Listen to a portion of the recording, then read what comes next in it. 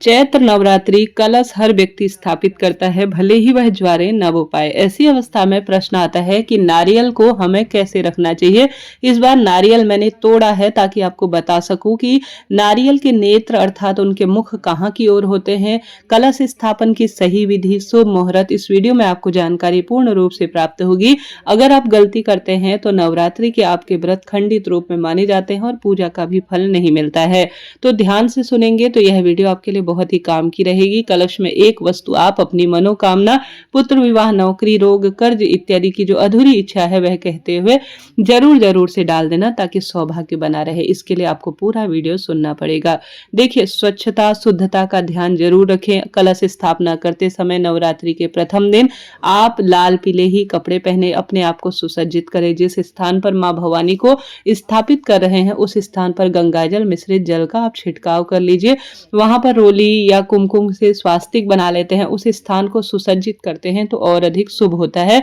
साथ ही लाल या पीला वस्त्र आप बिछा लीजिए जहां पर भी मां भवानी को आप स्थापित करेंगे। जो कलश है या तो मिट्टी का ले आइए, बहुत अच्छा रहता है, नहीं तो स्टील, तांबा, पीतल, कांसा जैसा भी आपके पास है उसका प्रयोग करें। उसमें थोड़ा गंगाजल डालें। यह कार्य करते हुए आप मोबाइल में निरंतर माँ भगवती के सुंदर गीत चलाएं। आप सभी जय माता दी अपने मुख से उच्चारित करते रहें, या आपको जो भी माता का मंत्र आता है मोबाइल में, इससे भक्तिमय संगीत हम सुनते हैं, हमारा मन मस्तिष्क इससे पवित्र होता है और सौभाग्य में इससे वृद्धि होती है। तो इस तरह से आप सभी सबसे पहले यह कार्य करें। उसके बाद आम या अशोक की या जो है पान के पत्ते शुभ होते हैं, इन पत्तों को आप लाएं, उनमें भी चंदन और रोली आप लगा लीजिए एक एक करके। देखिए, थोड़ा सा पत्ते आपको कड़क लाने चाहिए। थोड़ा सा कड़ले पत्ते लाते हैं तो 9 दिन तक वह सूखते नहीं है। वहीं आप बहुत कोमल कोमल पत्ते लेकर आते हैं तो वह 9 दिन तक सूख से जाते हैं। ऐसे में कठोर पत्ते लाएं। आम के पत्ते इसमें थोड़ा सा कच्चे रह जाते हैं, जल्दी सूख जाते हैं। ऐसी अवस्था में सबसे अच्छे रहते हैं अगर आप अशोक के पत्ते लाते हैं तो यह शुभ पत्ते कड़क रूप में होने चाहिए। कोई भी चीज खंडित ना हो, इस बात का ध्यान रखें। कलश स्थापना में कलश जो भी आपने लिया है उसके मुख पर मौली बांधे, स्वास्तिक बना लीजिए। कलश के अंदर आप सभी 1 रुपए का सिक्का, हल्दी की गांठ, अक्षत और दुर्वा और साथ के साथ 1 रुपए का सिक्का, चांदी का सिक्का भी रख सकते हैं, इच्छा आपकी है।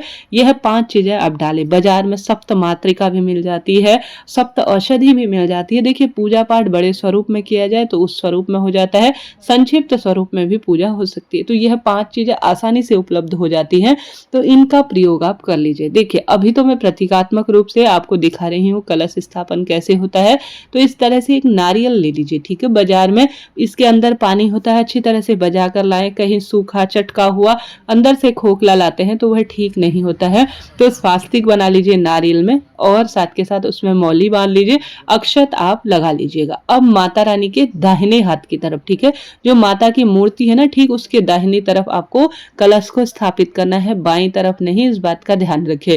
अब जो यह अक्षत है जो कलश स्थापन के नीचे रखे जाते हैं वह पूर्ण होनी चाहिए, खंडित ना हो। इनको आप हल्दी में, कुमकुम में रंग सकते हैं ताकि यह लाल पीले रूप में हो जाए, ठीक है। इनको आप ले लीजिए, अष्टदल कमल बना लीजिए। जैसे 8 लाइन खींच लेते हैं सरल तरीके से, उसे इस स्वरूप में फूल का सा आकार देते हैं ताकि यह अष्टदल कमल रूप में हो जाए। बहुत सरल इसकी प्रक्रिया है। ऐसा न कर पाए तो सिर्फ आप स्वास्तिक यहाँ पर बना सकते हैं या ओम की आकृति बना सकते हैं, इच्छा आपकी है। इस तरह से सरल विधि से अष्टदल कमल बन जाता है। व्यक्ति ज्यादा कुछ नहीं कर पाते हैं तो कलश स्थापना तो कर ही लेते हैं, क्योंकि कलश में 9 ग्रहों का वास होता है, 16 मातृका इसमें वास करती है। माता रानी के 9 स्वरूप, 10 महाविद्या, इष्ट पितृ देवता सभी इसमें वास करते हैं। इस कारण से कलश स्थापना तो सभी को करनी ही चाहिए।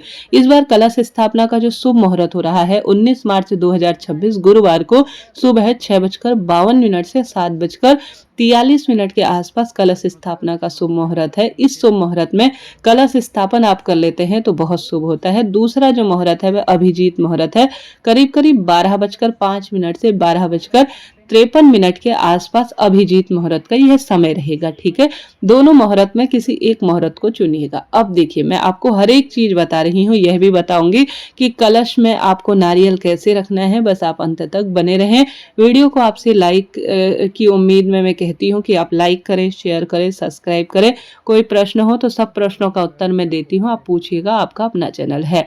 देखिए, कई लोग माता रानी की दाहिनी तरफ ज्वारे इस तरह से बोते हैं। एक कुंडा लेते हैं, मिट्टी का नया कुंडा लाकर उसमें मिट्टी साफ स्वच्छ रख लेते हैं। मिट्टी को गला लेना चाहिए रात भर, ताकि इसमें अच्छी तरह से ज्वारे आ जाए। तो इस तरह से आप एक कुंडा रख सकते हैं यहाँ पर, उसके ऊपर अष्टदल कमल के ऊपर, उसके ऊपर भी आप सभी इस तरह से जो हमारे पास कलश होता है, श्री कलश, इसे स्थापित कर सकते हैं। नहीं तो जो ज्वारे का कुंडा है उसे अलग एक साइड रख लीजिए और सिर्फ कलश ही यहाँ पर आप रख सकते हैं, इच्छा आपकी है। ठीक है, अब मैंने जो नारियल लिया है, स्क्रीन पर आप देख पा रहे हैं, इसके ऊपर एक वस्त्र लपेट देते हैं। तो ये साक्षात माँ रानी का एक स्वरूप माना जाता है। 9 दिन तक यहाँ से कलश को हटाना नहीं होता है, यहीं पर यह स्थापित होता है। इस बात का ध्यान रखें। अब प्रश्न आता है, देखिए, ऊपर एक चावल का पूर्ण पात्र भी नारियल के नीचे रखना चाहिए, तभी यह श्रेष्ठ होता है। अब नारियल का मुख किस दिशा की ओर होना चाहिए? देखिए, मैंने ये नारियल काटा है ताकि आपको बिल्कुल भी दिक्कत ना हो, डाउट ना हो और आपसे गलती ना हो। देखिए, ये मन में मेरे भी प्रश्न था, कई बार मुझसे भी गलती हुई है, तो मैंने सोचा क्यों ना इस कार्य को किया जाए। देखिए, साफ स्पष्ट दिख रहा है जहां से नोक वाला हिस्सा है। ठीक है, जहां से ये जो नारियल है जो काटा जाता है जहां से गोल गोल सा आकार होता है, वो उसका मुख स्वरूप होता है। ठीक है, देखिए, कई लोग इसको खड़ा भी रखते हैं, इस तरह से भी रखते हैं, यह भी शुभ होता है, इससे भी श्रेष्ठता की अनुभूति होती है। परंतु शास्त्रों में ऐसा भी लिखा गया है कि व्रती, जो पूजा करने वाला व्यक्ति है, उसकी तरफ अगर नारियल का मुख होता है तो धन, धान्य, पुत्र, विवाह, नौकरी और जो भी कष्ट परेशानी है, जो दिक्कत है, उनका निदान होता है और तुरंत ही मनोकामना पूर्ण हो जाती है। तो नारियल स्क्रीन पर आप देख पा रहे हैं किस तरह से रखना है। अब आपसे और मुझसे कभी भी किसी भी रूप में कोई भी भूल होगी ही नहीं अगर हम इस तरह से कलश स्थापन करेंगे तो। ठीक है, जहां से नारियल को कट किया जाता है, ठीक वही स्थान नारियल के मुख अर्थात उसके नेत्र रूप में होता है। तो आप चिंता, टेंशन बिल्कुल ना करें, इस तरह से आप कलश स्थापन करें, इसके ऊपर कोई पुष्प इत्यादि रखें। बहुत सुंदर इसका स्वरूप होता है।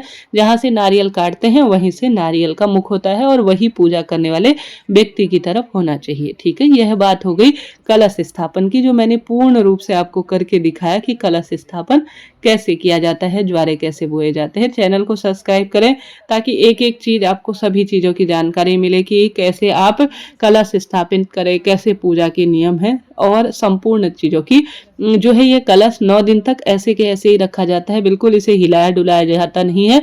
9वीं और 10वीं के दिन, 10वीं तिथि पर कलश के जल को अंदर छिटका जाता है, चावल को जो है रखा जाता है, प्रयोग में लिया जाता है, चींटी चिड़िया को दिया जाता है। कलश के अंदर जो सामग्री होती है उसे अपने घर की तिजोरी में रखा जाता है।